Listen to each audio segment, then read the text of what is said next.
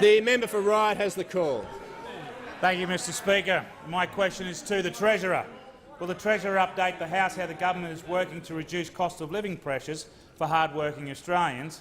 And is the Treasurer aware of any comments supporting an internationally competitive economy and tax system in order to protect the living standards of all Australians? The Treasurer has the call. Thank you, Mr Speaker.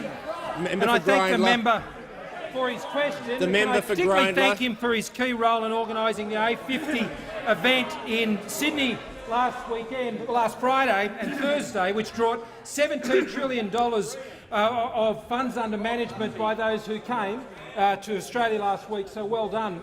It's an excellent initiative, and that member would be aware of the remarks made by the Reserve Bank Governor on Thursday night.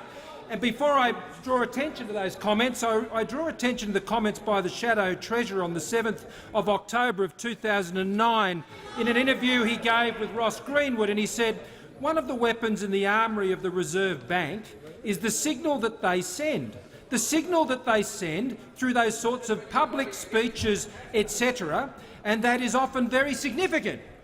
The Governor makes no apologies for using that, and I think that's appropriate. Now, Mr Speaker, the Governor of the Reserve Bank had a message for the member opposite Mr Speaker last Thursday night when he said, "We need to make sure that our tax system is internationally competitive."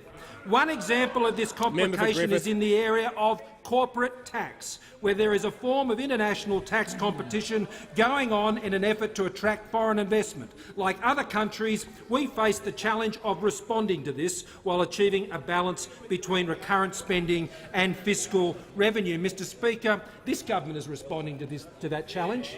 Those opposite are frustrating the government from responding to that challenge. Those opposite have run out of excuses as to why they refuse to support a policy in this place that they themselves advocated when they were in government, Mr Speaker. But they had other excuses. Their other excuses was that apparently we can't afford it. But, Mr Speaker, when the Leader of the Opposition said that we should be the benefits to investment and growth from lower company tax rates, when he made that speech, the deficit was $41.5 billion and rising, Mr Speaker. And none less than the Shadow Treasurer said this: the United Kingdom, facing a much tougher fiscal situation than Australia, cut its corporate tax rate to 23% in April of 2013 to be reduced further. Now, today the Shadow Treasurer says the Reserve Bank Governor's got it all wrong because such a thing as dividend imputation. Well, it wasn't introduced yesterday, Shadow Treasurer. It's been around for a long time. When you were arguing for company tax cuts,